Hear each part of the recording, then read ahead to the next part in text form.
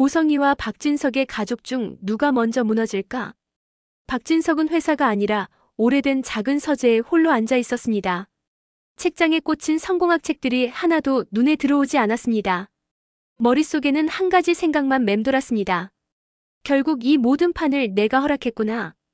박진석은 자신이 고성희를 집안에 들였던 순간부터 이미 오늘 같은 결말이 준비되고 있었던 건 아닌지 떠올렸습니다. 쌍둥이 딸을 버리고도 모성이라는 말을 입에 올리던 고성희.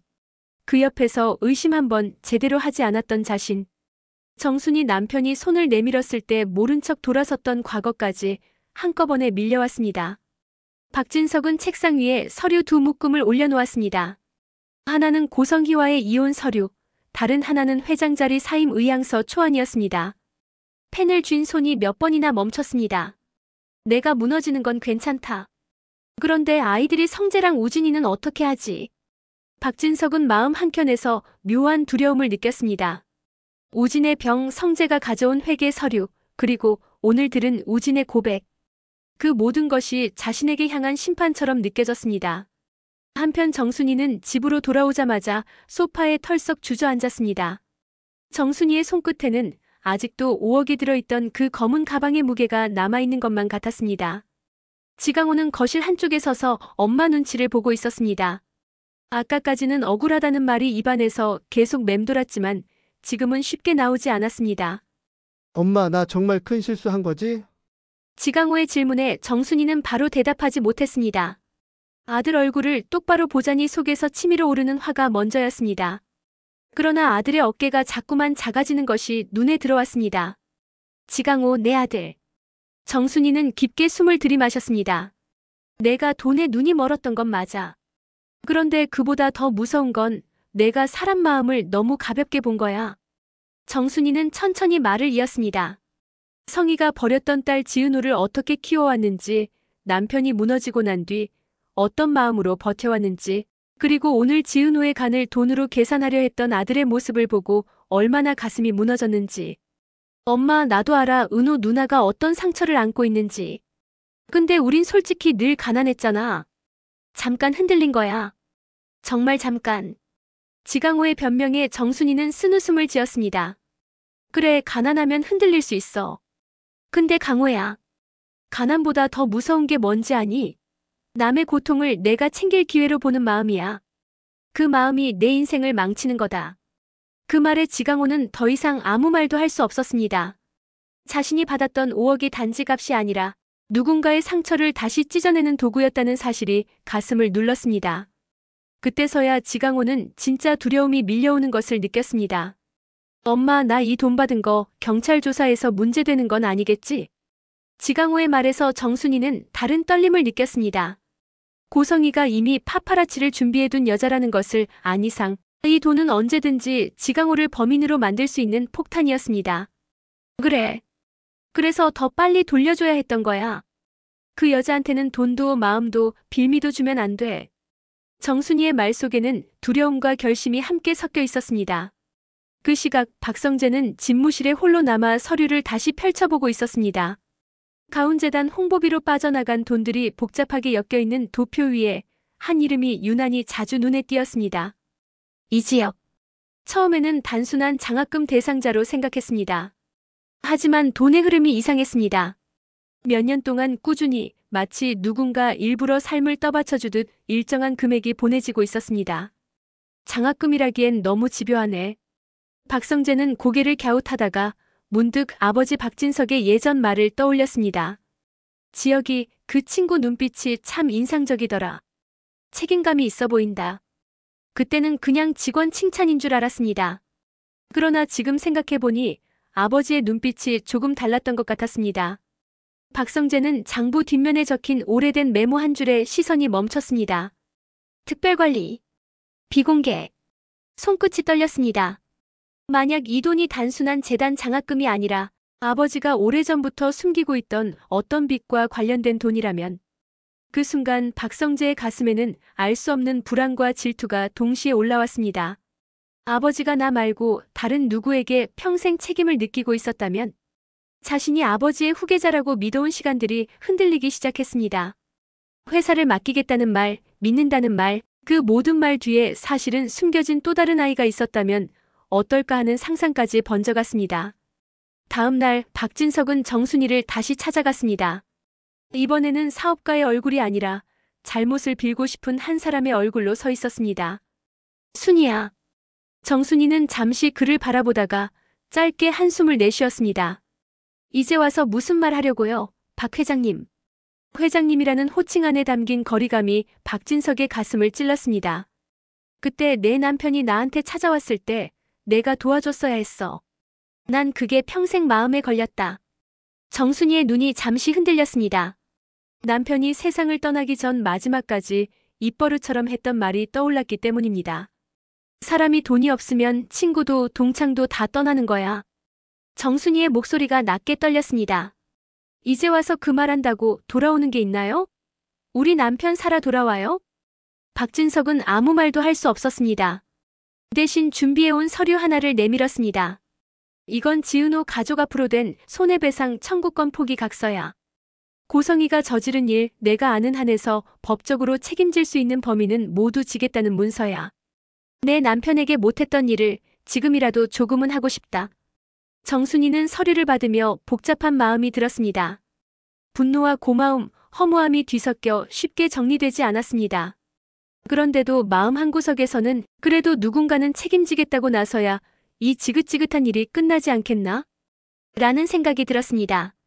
한편 이지혁은 요즘 설명할 수 없는 피로감을 느끼고 있었습니다. 회사 SV팀 대리로 일하며 얼굴로는 웃고 있었지만 가슴 한켠에는 늘 손에 잡히지 않는 불안이 걸려 있었습니다. 얼마 전부터 장학금 관련 이메일을 다시 확인하고 재단에서 자신에게 흘러들어온 돈의 출처를 추적하기 시작한 것도 그 때문이었습니다.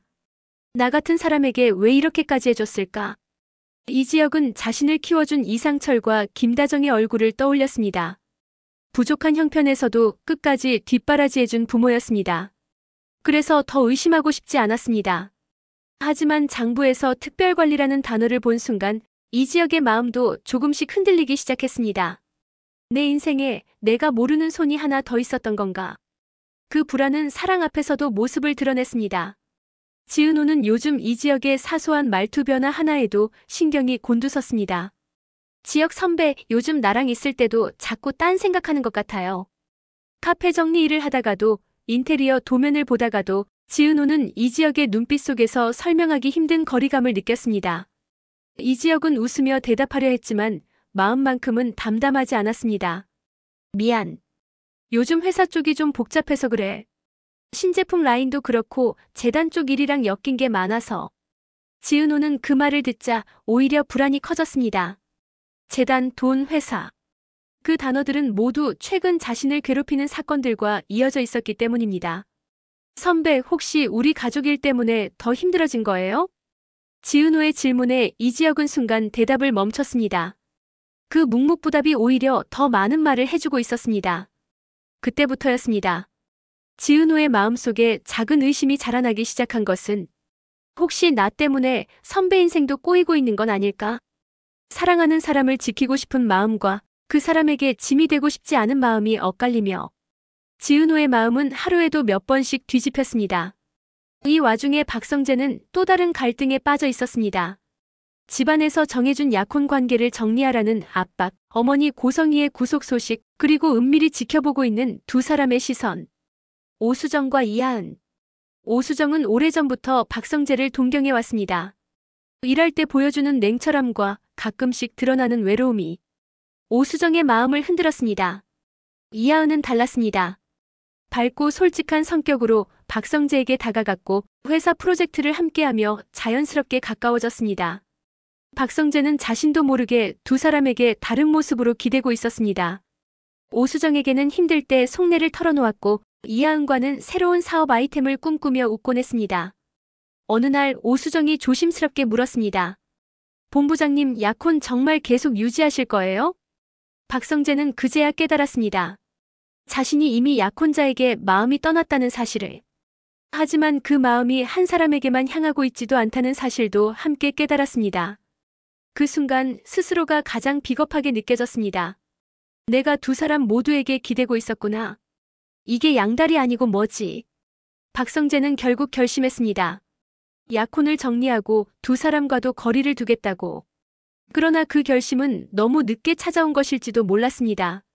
이미 회사 안에는 박성재 약혼녀 두고 오수정과 자주 다닌다더라. 이하은이랑은 또 밤늦게까지 회의를 한다더라. 하는 소문이 떠돌고 있었습니다. 며칠 후 집으로 돌아온 박진석 앞에 박성재가 서 있었습니다. 책상 위에는 이혼 서류와 함께 장부 사본이 가지런히 놓여 있었습니다. 아버지, 이 장부에 있는 이지혁이라는 이름 이게 뭡니까? 박진석의 손이 살짝 떨렸습니다. 그 이름은 자신이 평생 가슴 한켠에 묻어두고 살았던 이름이었습니다.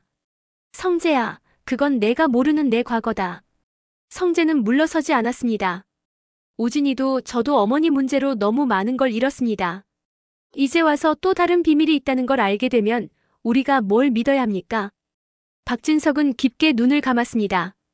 그리고 마침내 오래 숨겨두었던 이야기를 꺼냈습니다. 내가 태어나기 전 이야기다. 젊었을 때 내가 잠깐 사랑했던 사람이 있었다. 그 사람과 사이에 아이가 생겼는데 그 아이를 지켜줄 용기가 그땐 나한테 없었어.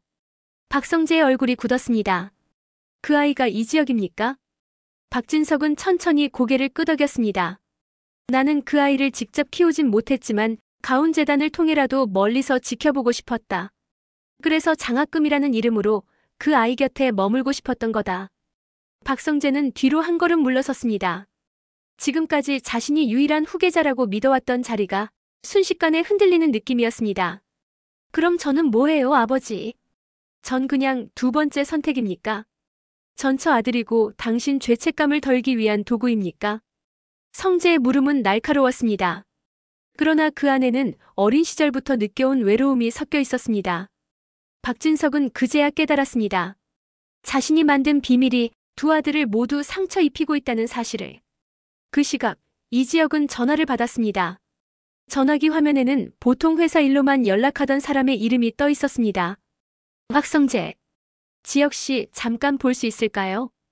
가훈재단 장부에 대해 직접 들려드려야 할 말이 있습니다. 전화를 끊은 뒤 이지혁은 한동안 움직이지 못했습니다.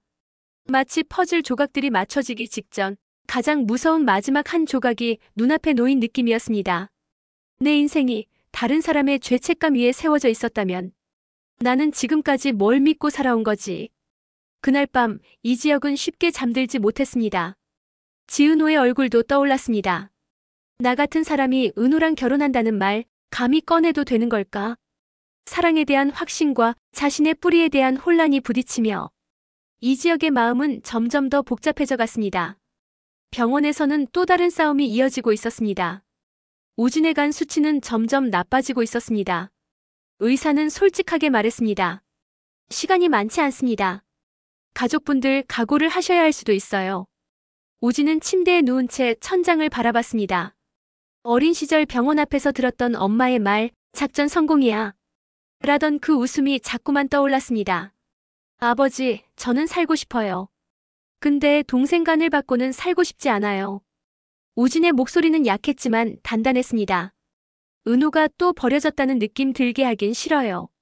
엄마한테 한번 버려지고 또 나 때문에 몸까지 내줘야 한다면 그건 사람이 할 짓이 아니잖아요.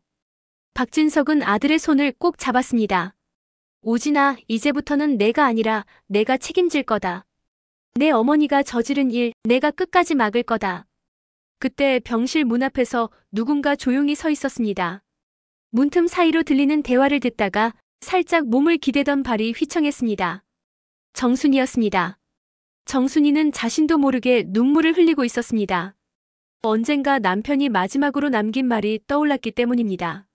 순이야, 사람 마음은 결국 피를 타고 흐른다. 언젠가는 진실이 제자리 찾아갈 거다.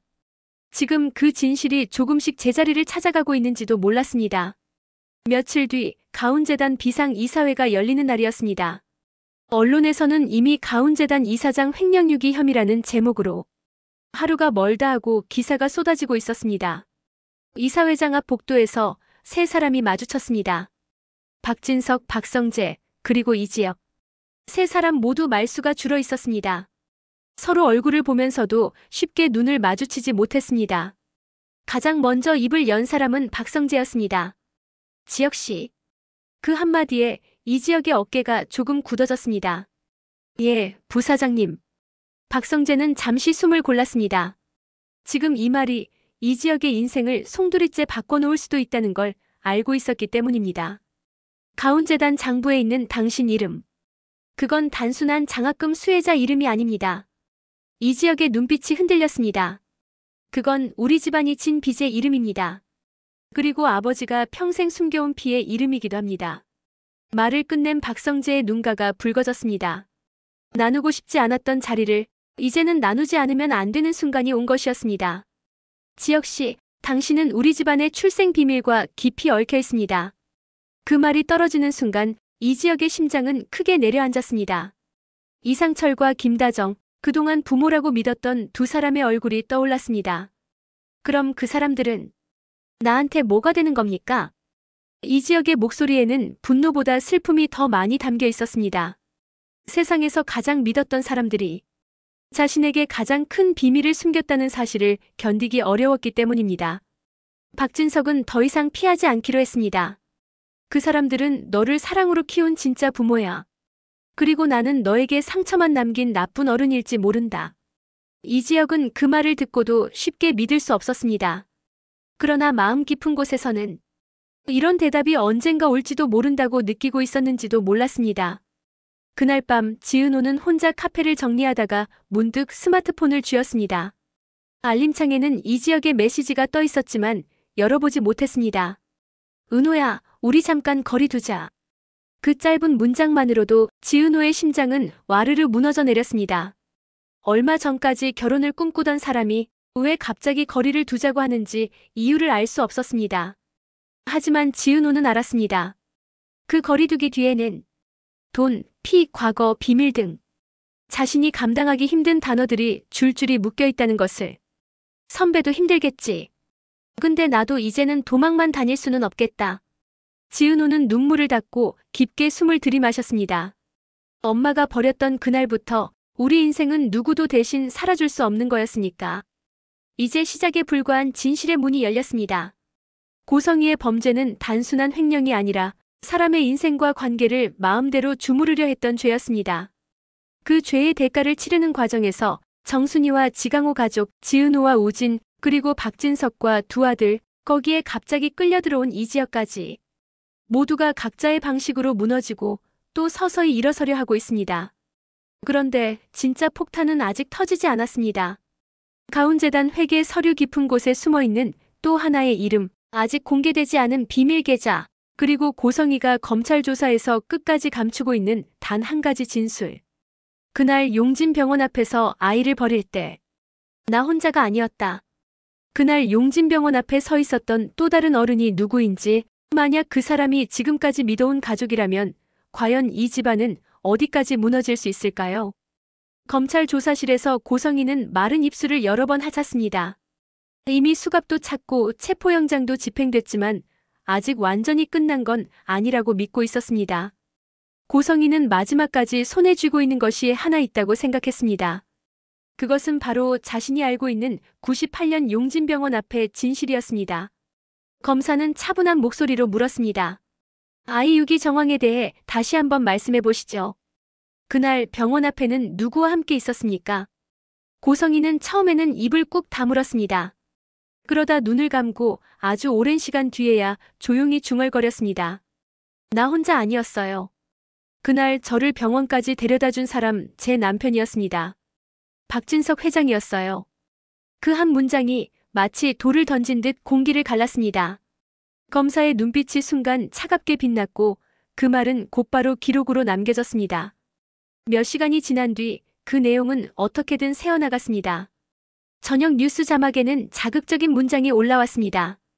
가운재단 이사장 고성의 98년 미성년자 유기 사건에 남편 박진석 연루 진술. 그 소식을 가장 먼저 본 사람 중 하나가 바로 박성재였습니다. 회사 회의실에서 서류를 정리하던 박성재는 TV에서 들려오는 아나운서의 목소리를 듣고 굳어버렸습니다. 뭐라고? 자막에는 분명히 남편 박진석도 함께 있었다는 내용이 반복되고 있었습니다. 오랫동안 존경하고 의지해온 아버지, 어머니의 잘못을 누구보다 분노하며 꾸짖던 그 아버지가 그날 그 자리에 있었다는 이야기를 듣는 순간 박성재의 머릿속은 새하얘졌습니다. 어머니가 끝까지 아버지를 끌어내리려는 건가? 아니면 정말 아버지도 알고 있었던 건가? 두 가지 생각이 동시에 들었습니다. 둘 다 믿고 싶지 않았습니다. 그 시각 박진석은 조용한 방 안에서 같은 뉴스를 바라보고 있었습니다. 얼굴은 놀랐지만 어딘가 이미 예상하고 있었다는 기색도 조금 비쳤습니다. 그래, 결국 이렇게 나오겠지. 박진석은 깊게 한숨을 내쉬었습니다. 용진병원 앞에 주차했던 그날을 떠올렸습니다. 감기 기운이 있다며 병원에 들러야 한다고 말하던 고성이 아들을 품에 안고 내리던 모습, 슬쩍 웃으면서 금방 다녀올게요라고 말하던 그 표정. 그 뒤의 일은 보지 못했다고 생각했습니다. 그러나 박진석은 이제야 깨달았습니다. 난 그날 끝까지 확인하지 않았지. 차에 앉아 전화통화에 정신이 팔려 있었고 고성이와 아이가 들어가는 것만 보고 역시 모성애가 대단한 애라고 스스로 위로하며 돌아갔습니다. 아이가 병원에 제대로 등록되었는지 진료를 받았는지 그 뒤에 어디로 갔는지 한 번도 묻지 않았습니다. 어쩌면 몰랐다는 말만으로는 부족한 순간이 있다는 걸. 이제 알겠구나. 박진석의 가슴 한쪽이 서서히 조여들었습니다. 법적으로는 공범이 아니었을지 몰라도 도덕적으로는 그날 거기 같이 있었던 사람 중 하나였기 때문입니다. 정순이는 좁은 거실 TV 앞에서 뉴스를 보다가 손에 들고 있던 리모컨을 떨어뜨렸습니다. 저런 말도 안 되는 소리가 다 있어. 처음에는 고성희의 마지막 몸부림이라고 생각했습니다. 하지만 자막에서 함께 병원 앞에 있었던 남편이라는 말이 반복될수록 정순이의 마음속에서는 오래전 남편의 얼굴이 떠올랐습니다. 그때 그 사람도 아마 비슷한 자리에 서 있었겠지. 남편이 사업이 무너질 때 마지막으로 찾아갔던 동창. 그때 도움을 거절했던 박진석. 그 둘의 인연이 이렇게 다시 엮일 줄은 꿈에도 몰랐습니다. 정순이는 한숨을 내쉬며 중얼거렸습니다. 인생이 참 빚을 안 갚고는 안 넘어가는구나. 그러면서도 한편으로는 걱정이 더 컸습니다. 저렇게 되면 지은호랑 이지혁은 또 얼마나 흔들리겠어. 지은호는 카페에서 설거지를 하다가 손님 하나 없는 가게를 홀로 지키다가 우연히 휴대폰 알림을 열어보고 그 뉴스를 보게 되었습니다. 98년 용진병원 미성년자 유기 남편도 현장에 있었다. 단어 하나하나가 지은호의 가슴을 찔렀습니다. 그날 우진이 울면서 말해준 기억. 버려진 날 작전 성공이라고 웃던 엄마. 그리고 병원 앞에서 자신과 우진을 내려준 차. 그 차 안에 누가 있었는지 지은호는 제대로 기억하지 못했습니다. 어릴 때라 흐릿하기도 했고 그 기억 자체를 떠올리는 것조차 고통스러웠기 때문입니다. 하지만 이제 뉴스 자막을 보는 순간 그 흐릿한 장면 사이로 검은 양복 소매가 스치듯 떠올랐습니다. 혹시 그때 그 남자가 박 회장이었나? 지은호의 손끝이 떨렸습니다. 만약 그게 사실이라면 지금 자신 옆에 서 있는 이지혁과 자신의 인연은 생각보다 훨씬 더 깊고 복잡하게 얽혀있는 것이 될 테니까요. 선배랑 나 정말 결혼까지 생각해도 되는 사이였을까? 지은호는 다시 마음이 무너져 내리는 것을 느꼈습니다. 그 사이 박성재의 약혼 문제는 생각보다 빨리 표면 위로 떠올랐습니다. 약혼녀 집에서는 이미 소문을 다 듣고 있었습니다. 시어머니가 횡령의 유기죄라니 이게 말이 되느냐 하는 말들이 오갔습니다. 게다가 회사 안에서 흘러나오는 소문도 귀에 들어갔습니다. 본부장이 오수정 씨랑 자주 같이 다닌다더라. 이하은이랑은 또 밤늦게까지 회의를 했대. 약혼녀 부모는 결국 참지 못했습니다. 박성재에게 전화를 걸어 말했습니다. 성재 씨, 이 결혼 다시 생각해봅시다. 우리 딸을 이런 집안에 보내는 건 도저히 자신이 없네요. 박성재는 그 말을 들으면서도 억지로 예의를 지키려 했습니다. 그러나 속으로는 이상하리만큼 홀가분한 마음도 올라왔습니다. 그래, 이미 마음은 떠났으면서 약혼이라는 이름으로 나도 상대도 묶어놓고 있었지. 박성재는 결국 조용히 대답했습니다. 예. 저도 정리하는 게 맞다고 생각합니다. 죄송합니다. 이 말은 파혼 선언이었습니다. 오랫동안 밀어붙여진 결혼이 어머니의 사건과 자신의 양다리 같은 관계가 한꺼번에 드러나며 무너진 순간이기도 했습니다. 그러나 진짜 문제는 파혼 그 자체가 아니었습니다. 문제는 이 상황이 고성희 편에서 어떻게 이용될 수 있는가였습니다. 고성희는 변호인을 통해 이런 메시지를 흘리기 시작했습니다. 나는 남편과 아들을 위해 모든 걸 감당하려 했다. 재단 돈도 결국 가족에게 돌아갈 거라고 믿었다. 그런데 지금 그 가족이 나를 버리고 있다. 고성희는 언뜻 피해자처럼 말했지만 실제로는 자신이 가진 모든 비밀을 흥정카드로 바꾸려 하고 있었습니다. 용진병원 이야기도 그래요. 나 혼자 떠안고 가지 않을 겁니다. 그날 그 자리에 누가 있었는지 검찰이든 언론이든 필요하다면 다 말할 겁니다. 그 말이 밖으로 새어나가자 언론의 관심은 다시 박진석에게 집중되었습니다. 혹시 출생의 비밀 뒤에는 남편의 묵인도 있었던 게 아니냐? 재단 돈이 실제로는 어떤 아이를 위해 쓰여온 건지 밝혀져야 한다. 기사의 방향은 점점 더 거칠어졌습니다. 이지혁은 어느 날 회사 복도에서 속닥거리는 소리를 듣게 되었습니다. 그 대리 있잖아. 재단에서 돈 받은 애. 설마 불륜으로 낳은 자식이라 그런 건 아니겠지? 누가 한 말인지 정확히 알 수 없었습니다. 하지만 그 말은 이지혁의 등을 차갑게 식게 만들었습니다. 불륜. 이지혁은 누구보다 이상철과 김다정의 삶을 알고 있습니다. 부족한 형편에도 서로 아껴가며 살아온 두 사람, 아이들을 위해 허리띠를 졸라매고 살던 부모였습니다. 그런 부모에게 불륜이라는 단어가 붙는다는 것 자체가 이지혁에게는 참을 수 없는 모욕이었습니다. 나 때문에 그분들이 욕먹는 건 절대 안 돼. 하지만 동시에 박진석의 입에서 나온 젊었을 때 잠시 사랑했던 사람이라는 말이 머릿속에서 떠나지 않았습니다. 그 사람이 누구였든 그 사랑의 결과가 나였다면 나는 도대체 어디에 서야 하는 거지? 이지혁의 마음속에는 나는 누구의 아들인가라는 물음이 점점 더 깊게 박혀갔습니다. 며칠 뒤 박진석은 이지혁을 개인적으로 불렀습니다. 이번에는 회의실도 회사 카페도 아닌 오랜 지인이 운영하는 조용한 사무실이었습니다.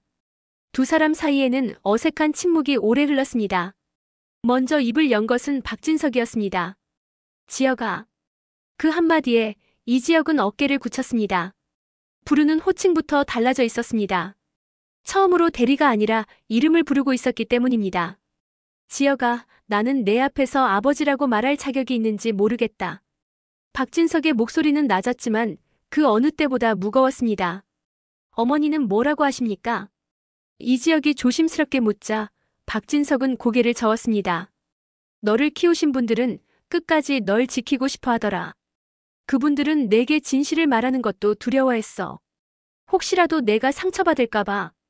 이지혁은 그 말을 듣고 마음 한켠이 뜨거워졌습니다. 이상철과 김다정이 결코 자기 인생을 장난처럼 여기지 않았다는 사실이 새삼 또렷하게 다가왔기 때문입니다. 그럼 회장님은요? 그날 용진병원 앞에서 무슨 일이 있었는지 정확히 아십니까? 이지혁의 눈빛은 더 이상 흔들리지 않았습니다. 도망치지 않고 끝까지 듣겠다는 결심이 담겨 있었습니다. 박진석은 깊게 숨을 들이마셨습니다. 나는 절반만 알고 있었다.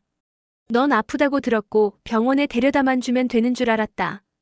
그 뒤에 무슨 일이 있었는지 나는 묻지 않았어. 그게 내가 평생 죄책감으로 짊어지고 살아야 할 부분이다. 이지혁은 그 대답을 듣고도 당장 결론을 내리지 않았습니다. 그러나 한 가지는 분명했습니다. 이 사람도 결국 피하지 못했구나. 자기가 도망쳤던 진실에서. 그 무렵 검찰은 비자금 계좌 추적을 거의 마무리해 가고 있었습니다. 그 과정에서 새로운 이름 하나가 더 자주 등장하기 시작했습니다. 바로 이상철이었습니다. 예전 사업이 무너지기 전에 이상철에게 흘러들어갔던 소액의 자금들, 그리고 다시 가훈재단으로 되돌아온 기부금 내역. 검사는 서류를 보며 중얼거렸습니다. 이건 단순한 장학금이 아니라 서로의 죄책감을 주고받는 돈이었군. 박진석은 이 내용을 듣고 고개를 숙였습니다. 그 사람은 끝까지 나를 원망했을 거다. 그런데도 나는 재단 이름으로 돈 몇 번 보내고 마음이 조금 가벼워졌다고 착각하고 살았지. 정순이는 이 사실을 나중에 전해 듣고 한참 동안 아무 말도 하지 못했습니다. 그 양반 우리 가족한테 등을 돌리기만 한 줄 알았는데 뒤에서는 나름대로 빚을 갚겠다고 발버둥 치고 있었던 거였네. 마음 깊은 곳에서 아주 복잡한 감정이 올라왔습니다. 분노, 허탈, 서운함, 감사함이 한꺼번에 섞이면서 정순이는 조용히 중얼거렸습니다. 사람 마음이라는 게 참 한 가지 색으로는 설명이 안 되네. 한편 우진의 상태는 여전히 위태로웠습니다. 간 수치는 좋아지지 않았고 의사는 현실적인 말을 꺼낼 수밖에 없었습니다. 다른 공여자를 찾는 건 사실상 어렵습니다. 지금 상태로 버티는 시간도 길지 않을 수 있어요. 그 말을 들은 박진석과 박성재는 각자의 방식으로 무너졌습니다. 박진석은 내가 벌어들인 돈, 재단, 회사, 권력. 무슨 소용이 있나? 아들을 살릴 수 없는데. 라는 생각에 사로잡혔습니다. 박성재는 어머니의 죄 때문에 이렇게 된 건가? 우리 가족이 쌓아올린 모든 게 결국 이런 결말을 가져온 건가? 하며 다시 한번 고성이를 떠올렸습니다. 바로 그때였습니다. 지은호가 조용히 병실 문을 두드렸습니다. 오진은 힘겹게 고개를 돌렸습니다. 지은호? 지은호는 조용히 미소 지으려 했지만 눈가는 이미 젖어 있었습니다. 오빠, 나 도망 안 갈 거야. 엄마가 우리 버렸다고 해서 세상이 다 그런 건 아니더라. 오진은 깜짝 놀랐습니다. 너 혹시 간 이식 얘기 다시 하려는 거면? 지은호는 고개를 저었습니다. 아니, 그 얘기하러 온 거 아니야. 오빠가 죽는다고 겁주면서 이식하라고 밀어붙이려는 사람도 아니야, 나. 지은호는 잠시 숨을 고르더니 조용히 말을 이었습니다. 그냥 우리 진짜 가족은 누구냐고 말해주러 왔어. 버리던 사람 말고 끝까지 옆에 서 있는 사람이 가족이라고. 그 말은 병실에 있던 모두의 가슴을 울렸습니다. 박진석도 박성재도 순간 고개를 들지 못했습니다. 그리고 바로 그날 밤 검찰은 고성희에게 마지막으로 한 가지를 더 물었습니다. 병원 앞에 있었던 또 다른 사람, 정확히 누구입니까? 단지 남편이 병원까지 데려다준 수준입니까? 아니면 아이를 버리는 과정까지 알고 있었던 겁니까? 고성희는 한참이나 말이 없었습니다. 입술이 하얗게 마르고 손가락은 떨리고 있었습니다. 그러다 마침내 낮지만 분명한 목소리로 말했습니다. 그 사람 그날 저한테 이런 말을 했어요. 이제 우리도 가난에서 벗어날 유일한 방법을 찾은 거다. 그 말 저 혼자서 지어낼 수 있는 문장이 아닙니다. 검사의 눈빛이 날카로워졌습니다. 만약 이 말이 사실이라면 지금까지 몰랐다고 주장해온 누군가의 위치가 순식간에 바뀔 수도 있는 상황이었습니다. 이 진술이 거짓인지 아니면 또 다른 진실의 조각인지에 따라 이 집안의 운명은 다시 한번 크게 흔들리게 될 것입니다.